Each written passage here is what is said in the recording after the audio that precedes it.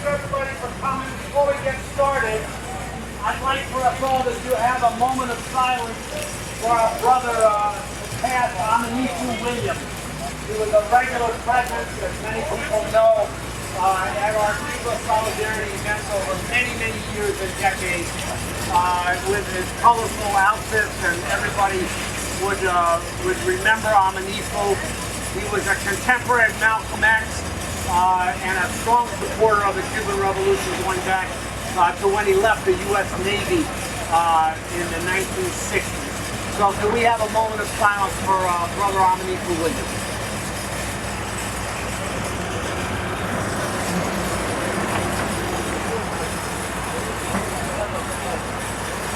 Thank you.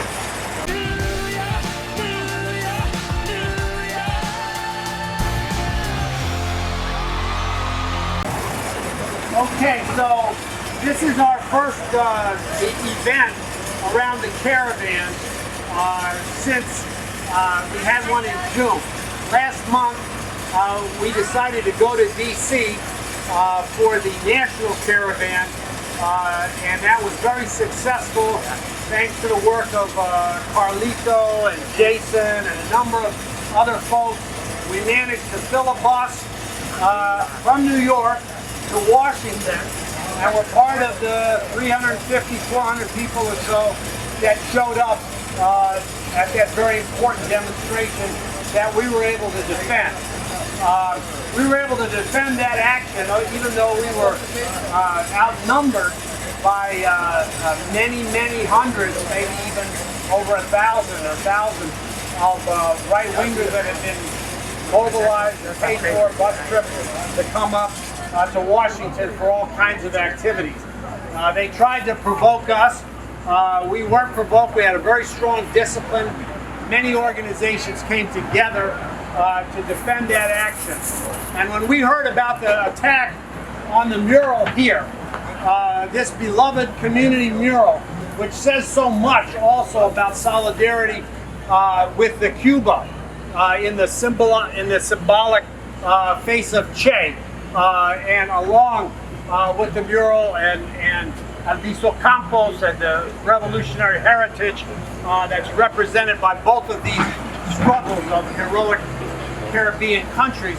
We knew when that came under attack, after a Facebook post and as part of the growing, shall you say, revitalization or energizing of some of these right-wing forces since the July event, highly orchestrated protests in Cuba that where U.S. imperialism tried to exploit the very conditions, the increasingly difficult, very difficult conditions that the U.S. blockade, the asphyxiation policy of the U.S. government in total continuity between Trump and Biden has carried out.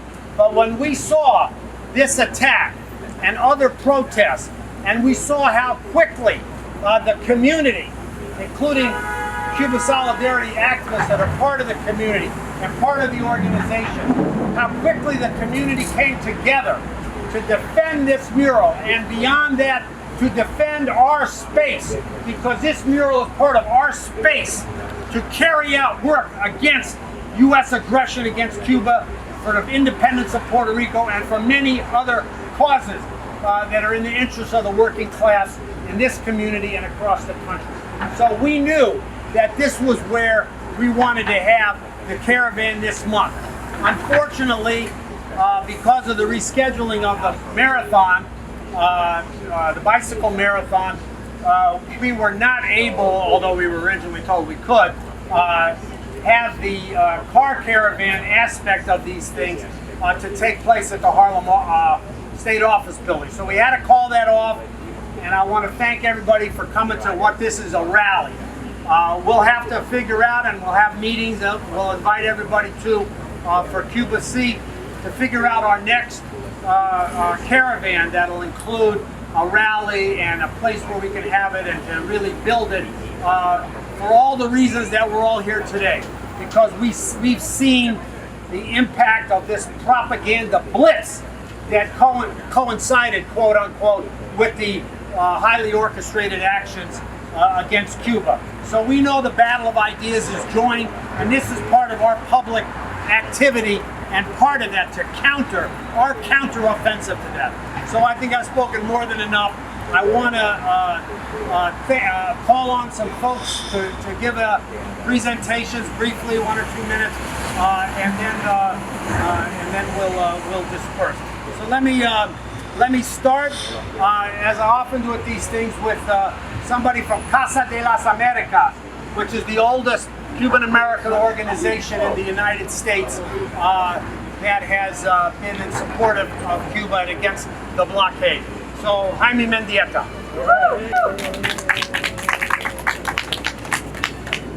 Okay, can you hear me, man? Right? Okay. First of all, I want to thank everybody for being here. It's been a hassle because of the change, the confusion. So we would have been much larger if we had things clear. If the police hadn't changed the thing at the last minute, although it probably would have been a disaster anyway with the bikes and us in the caravan. But now we just do the best we can. First of all, the battle in Cuba, the groups that came out on July 11th, that's pretty much done with. Now we have two things. First of all is working against the blockade. We have to focus on that. We have to focus on getting together, getting our organizations together, maybe with other larger, more liberal organizations, and start a campaign to send aid to Cuba. Medical aid, food aid, whatever we can. And if we get the right combination of people and groups, we can do something really large. That's one thing we can do. Now another thing, of course, is continue our political work. Our political work here in New York is, of course, very important. Unfortunately, we don't have the same contacts we did due to the virus. Normally, we would have much closer contact with what was going on in Cuba. We could deal with the mission, with the Cuban mission in New York. We can organize the groups better. A lot of times the groups come together if it's called from our friends. So that's one thing that is so far has been a detriment. Now, as far as can happen now, it is working for the next caravan, which would, well, at the meetings it will be decided, but everybody has to get out the information of the next caravan. That's the thing we can do immediately. Okay, thank you. I don't want anybody to take it personally, but I'm going to do this. Thank you, Jaime. I'm going to spray this just to be safe in this crazy era. So, next I would like to ask our sister and really one of the central organizers of defending the mural from Virtual Boricua. I would like to ask Sister Marina Ortiz to say a few words.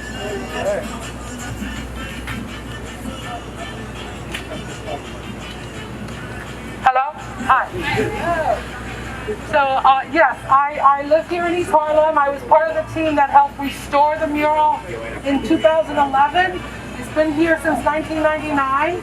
And in 2011, when Lolita Lebron passed, we came here to pay homage because our murals in El Barrio, they become cultural centers, right? So important dates in our history, we come here to share our stories, their stories, with the community. So 2010, 2011, we restored the mural, and it's been here since 1999 with no problem in the community, because people understand the theme that we're talking about here, which is Cuba and Puerto Rico are two wings of the same bird. And that is based on the poem of Lola Rodriguez de Tio, who talked about the fight for independence in Cuba and Puerto Rico. Unfortunately, in Puerto Rico, We have not been liberated, but we always are working in solidarity with the Cuban people. So when a few weeks ago, a few young people decided that after all this time they didn't like to see Che Guevara's face on the wall and threatened to destroy the mural, well, somebody came up from Miami for one of their rallies at the UN and proceeded to harass us in the street as we petitioned folks for support for the mural. After we left, the guy threw red paint on Che Guevara's face. And we were deeply, deeply upset. And some of the artists who helped restore the mural when it faded immediately came together and fixed Che's likeness. And the understanding was that we will not tolerate this one moment longer than necessary. And we invite the community to support us as we hope to finish restoring the rest of it. But we want to send a clear message to folks in New York City, East Harlem, and the Puerto Rican, Cuban, Dominican, diaspora, all of them. We support your independence and your right to say no to the U.S. war machine. We support the people of Cuba in making their own decisions for their own well-being. And that includes removing the blockade. That does not include dictating what they should and shouldn't do according to what the U.S. government wants. Because we know that the U.S. government is only about colonialism, imperialism. They want to control every single country on this hemisphere and the rest of the world. And they want to dictate and keep people poor and starving. And they do it by force, by murder. So if you want to talk about dictators and evil, you have to look right here in this country. So we're here to support Cuba. We're here to support the Cuban people and the people of El Barrio. And if you want to learn more, you can talk to me afterwards. Thank you. All right, thank you. Thank you so much. Thank you so much, Marina. Next, I'd like to bring up from the Ramos Brigade and also an activist in Cuba City, Brother Yamir Shabour. Yamir. Yamir.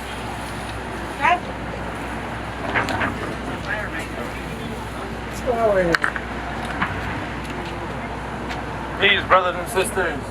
I wasn't expecting to talk, but I'm happy to be here. I'm happy that all of us decided to have the caravan this month right here at the mural, given the recent events that happened this month, how this mural got attacked by certain reactionary gusanos, one being a woman that she's from this community, and another is some guy that came from Hialeah from Miami and thought that it was okay to come over here and disrespect this community. And I'm happy the fact that I was also a part of the group that restored the mural in reaction to what occurred, because we don't have to stand for this, and we have to push back amongst a group of people that say that they love Cuba. They say that they love their island, but you know, loving your island is not asking for a U.S. military invasion. It's pushing for the U.S. to remove that blockade for over 60 years. And we have to understand very well that we have to defend this mural because it has two important historical figures, Don Pedro Albizu Campos and El Comandante Che Guevara. There are two historical figures within the fight for anti-colonialism and anti-imperialism in Latin America. And especially, they bring together also the Puerto Rican and Cuban community. That's what the name of this mural is, Dos Alas, two wings. That Cuba and Puerto Rico are two wings of the same bird. And the fact that Cuba, the Cuban Revolution is interconnected with Cuba, with Puerto Rico's independence, but with the rest of Latin America as well. The Cuban Revolution was a watershed moment for Latin America and for how new worlds were possible. And us out here that we are supporters. and we are friends of revolutionary Cuba, whether through the good times and through the bad times. We show this by coming here and having these type of events. And I just want to say too, the fact that these so-called protests are now over, and we have to deal right now with the Biden administration constantly attacking Cuba and putting more sanctions, and also this community out here that they're just confused, and they're just being a tool for the ruling class to push U.S. hegemony and recolonization of the island. But us, as we are the friends of revolutionary Cuba, we are the children of Fidel, the children of Che, Camilo, Vilma, that we stand here in solidarity. So we say, que viva el Che Guevara! Viva! Que viva Fidel! Viva! Que viva Vilma! Viva! Que viva Camilo! Viva! Que viva esta comunidad! Viva! Que viva Cuba revolucionaria y socialista! Viva! Cuba sí, bloqueo no! Cuba sí! Bloqueo no! Cuba sí! Bloqueo no! Cuba sí! Bloqueo no! Thank you, Yamir. This is sort of, we have a tradition with these things. I didn't tell Brother Yamir and maybe some other folks that I'll call on. We just try to have more or less an open mic. And I'm calling on people from some of the groups that have been at the backbone of these activities and here today. But I would like to next ask somebody I did talk to beforehand.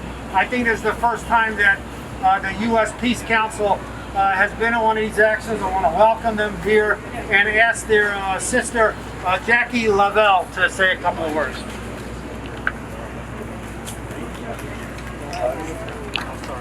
Lavelle.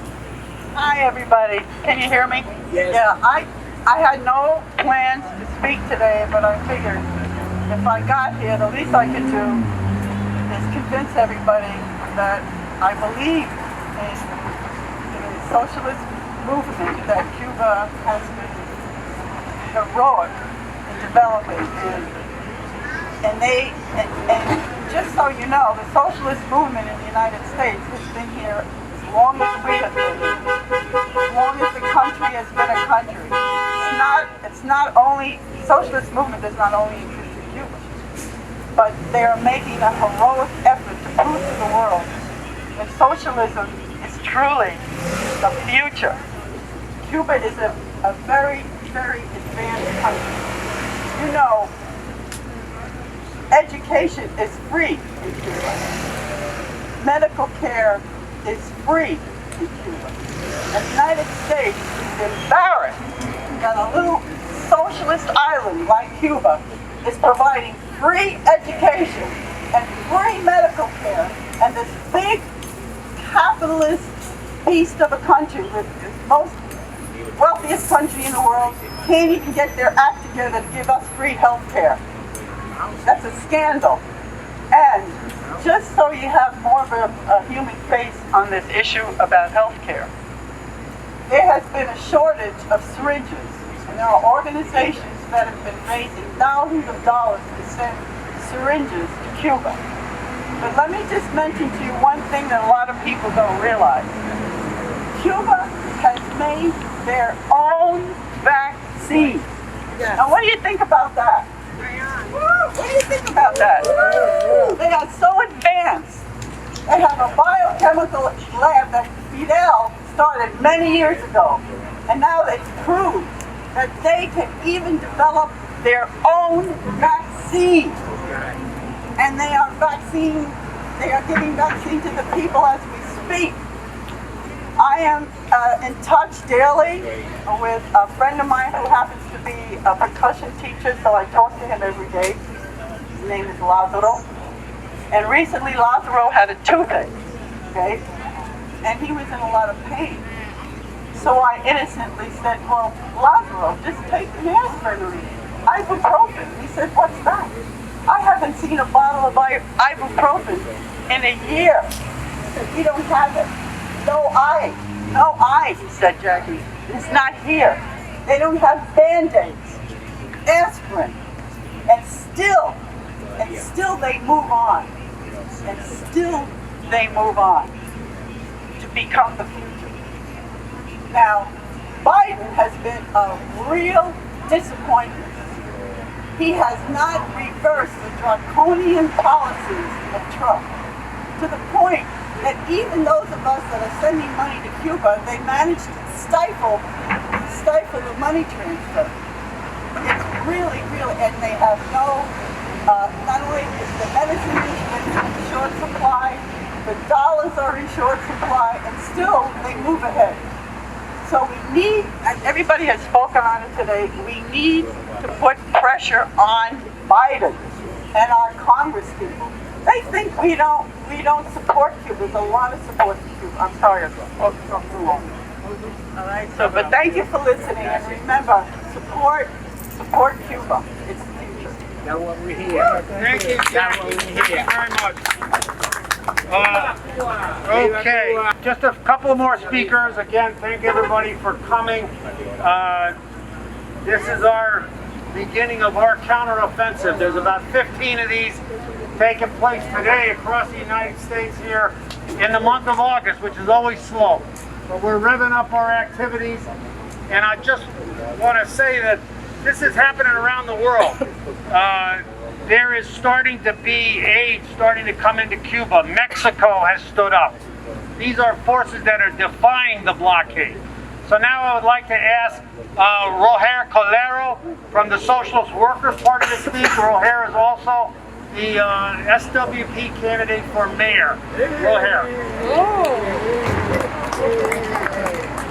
Thank you, Ike. Good afternoon, brothers and sisters. Good to be here with you today. Okay, thank you. On behalf of the Socialist Workers Party and its candidates for mayor and comptroller and others, I want to add our voice to the opposition against the embargo and against the economic war that Washington has been waging against the Cuban people and its socialist revolution for over 60 years. We also want to add our voice to condemn the attack against the mural.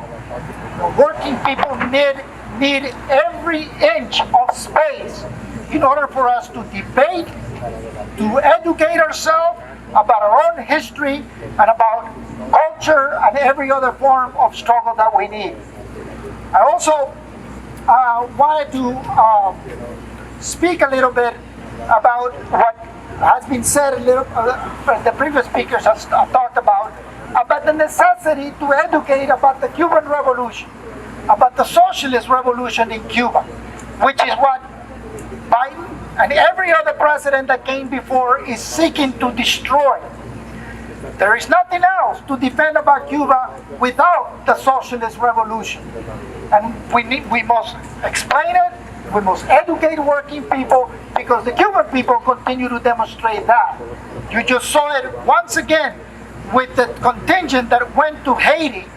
They went to Haiti just a couple of weeks, just last week, adding to the already dozens and dozens of doctors who have been there, it's like for years. In this book, Red Zone by Enrique Urbieta, it's about the medical brigade that went to West Africa to fight against Ebola. Urbieta says that sometimes people says that in Cuba, we need to forget about the heroic acts of the past, that we need to move on and just worry about the present things. And Urbieta explains, and then you see things like what happened in West Africa, and the response by the brigades in West Africa, the response by the Cuban people in Haiti, and you can see that moral reserve, the solidarity, internationalism that lives within the Cuban people today. And that is what Washington aims to destroy. Now, just 1 second. Last week we had a rally in the neighborhood in support of the fight for Puerto Rico's independence. It's a good example of the kind of things that we need to do to educate about our struggles. We're beginning to see small strikes going on here in the United States, but also in Puerto Rico. It's among these workers that we're going to find allies to this struggle. Truck drivers in Puerto Rico, coal miners in Alabama, Nabisco workers in several states around the country. It is to those that we can find allies and find a way towards building a growing unity among working people. So thank you very much. No sé cómo. Let's keep going. Viva Cuba Revolucionaria! Thank you, Roger. When we end this rally, if anybody stops at any of the bodegas or grocery stores and you see all those rows of Doritos and Nabisco and all those junk food that you probably shouldn't eat anyway, but those workers nationally are on strike right now, and thank you, Roger, for showing solidarity with that. Is there somebody from Workers' World Party that can come and give a brief thing? Bill Sachs, Workers' World Party. Thank you, Bill.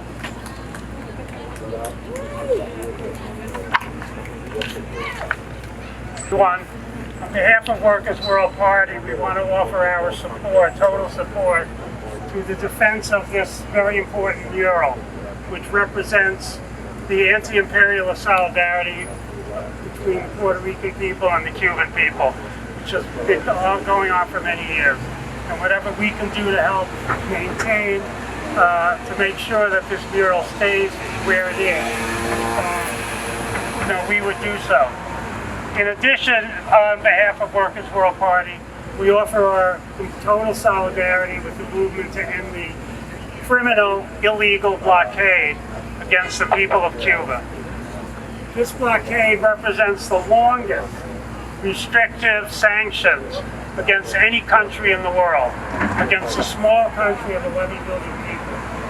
And it's created great hardships, it's created medical issues, economic issues, and financial issues that have harmed the Cuban people over these many years. And yet, Cuba has been able not only to survive, but to thrive. And as one of the speakers said, to develop a socialist society based on socialist principles and organization, to provide free healthcare, free education, free cultural events, and to build a society based on people and not profits, and the life of people, not corporations and profits. And that makes it very incumbent on us in the international community, but particularly in the United States, to fight as hard as we can to end this blockade with rallies like this, pressure on Congress, with whatever we can do, articles, education, and most important, to bring people to Cuba to visit when Cuba opens up, to see what socialism is and how this country has not only survived, but has provided a high living standard and solidarity for its people. Now, Cuba, of course, teaches us about international solidarity, and Cuba has responded to countries all over the world. In fact, a group of medical professionals arrived in Haiti just the other day to assist with medical supplies and medical care to the victims of not only the hurricane, but the earthquake. And now it's time for us to pay the Cubans back for their international solidarity and to join with countries around the world and activists around the world to stand up and end the blockade and for the U.S. to get out of Guantanamo now. Thank you. Viva Cuba Revolucionaria! Viva Cuba! Great, fantastic. Brother from the Puerto Rican National Party? Yes. What's your name, sir? Walter Alomar. Walter. Thank you, Brother Walter from the Puerto Rican Nationalist Party. I want to thank the Puerto Rican Nationalist Party for sending so many people last week to New York, to Washington for the action. So here you go, brother. Thank you. Thank you.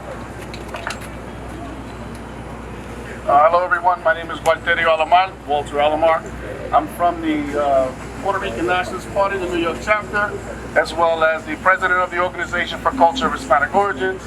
And I was part of helping restore the mural here in the sense where I kept everybody safe while they were restoring it because there was some threats of violence. And one of my positions was to keep everybody safe, to make sure that the mural will be restored to its natural order.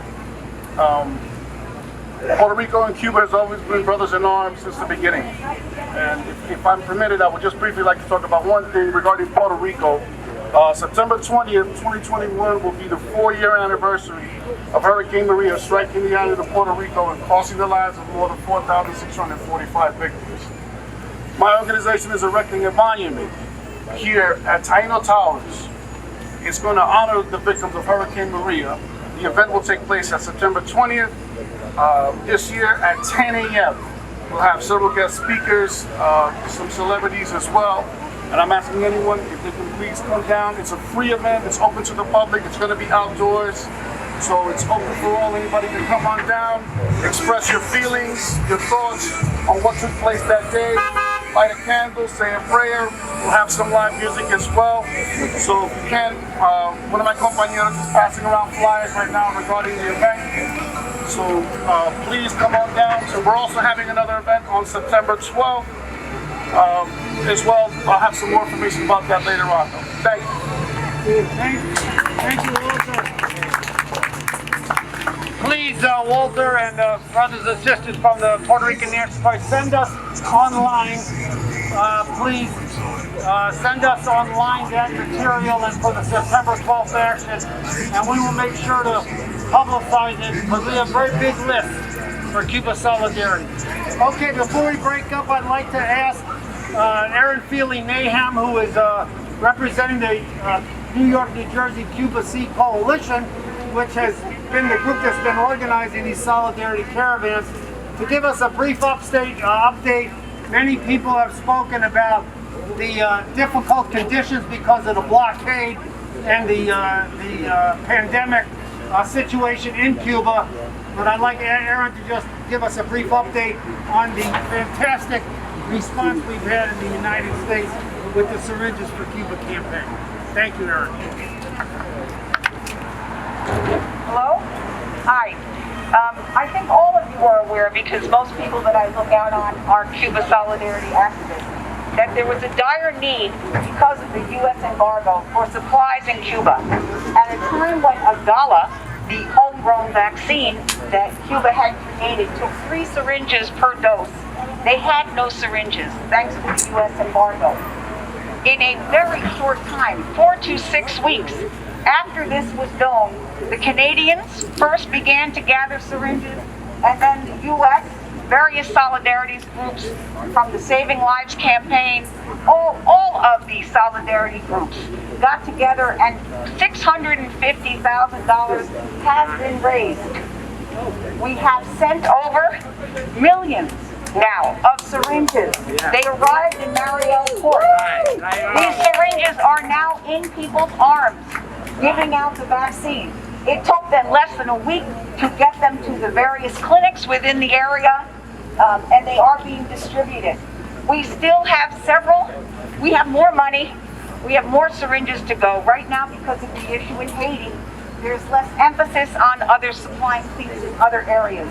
But the plan is to have a monthly shipment of medical supplies and syringes. We've increased this now because they also need PPEs badly. So with the additional, we've spent $550,000. There's a little bit extra. We're going to use that to send medical supplies, PPEs, and various things that the Cuban government has said they're very much in need of. This is because of the generosity of this solidarity movement. It is because it's a way to act, to tell the U.S. to stop this insane policy and let Cuba alone. Let them develop the way they should. No longer should they be with their boot on their neck. So thanks to the solidarity movements, Cuba is getting syringes. Thank you. I was gonna end the program. No. Cuba sin bloqueo, no. Cuba sin bloqueo, no. Viva Cuba revolucionaria. We were gonna end and then do a little chanting and stuff, but we just have another sister that we want to definitely bring up. I hope I'm pronouncing it correctly. Koya, from the Save Democracy in Brazil. Did I get that right? Anyway, she'll tell us. Sister, welcome. Hello, thank everybody. everybody. My name is Toya. I'm with Defend Democracy in Brazil. My comrade Miriam is over there too. And we, from the people from Brazil, all we have is good things with Cuba.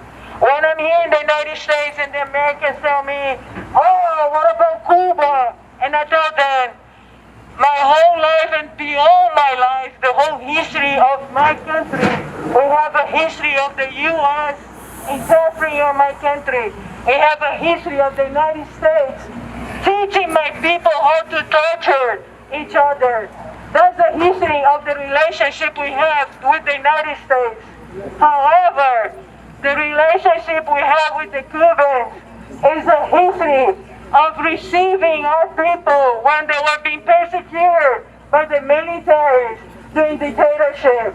It's a history where they, during the Lula and Dilma, the Workers' Party's government, they send the doctors to places in Brazil where no doctor wanted to go, to attend people who never saw a doctor before.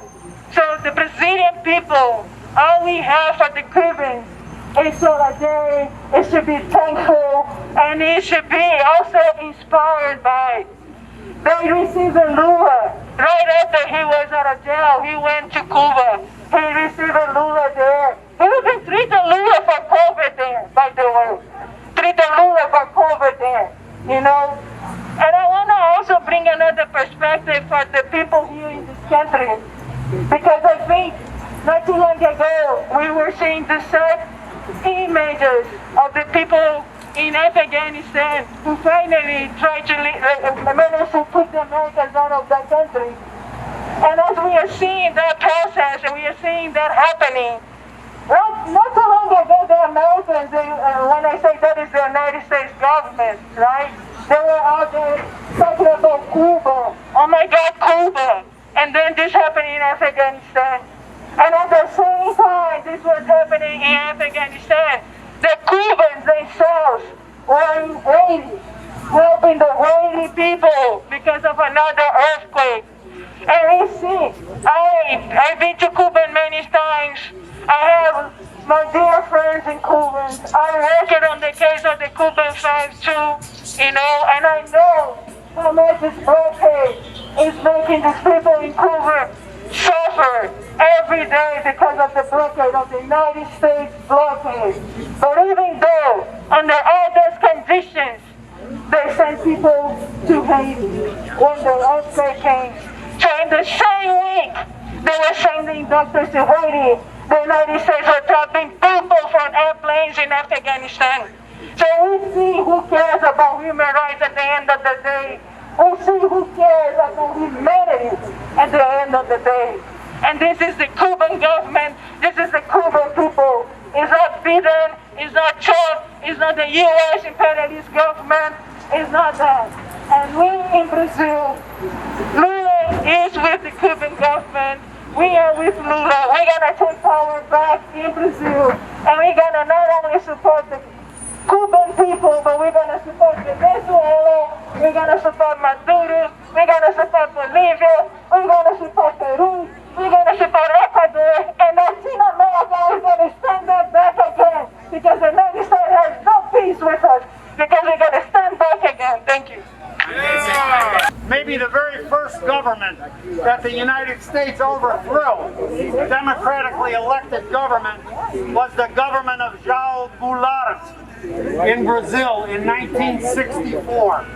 And why did they overthrow them? One of the main reasons was because they refused to break diplomatic relations with Cuba at a time when the United States was forcing every government in Latin America and in the Caribbean, with the exception of Mexico, to break relations with Cuba.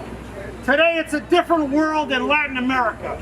Today, the Achilles heel, I will say, of the U.S. blockade against Cuba, and one of the main sources of outside pressure that can force the Biden administration to shift, will be from Latin America, from the peoples and the many governments in Latin America. That was really what made Obama shift in 2014. The isolation at one summit.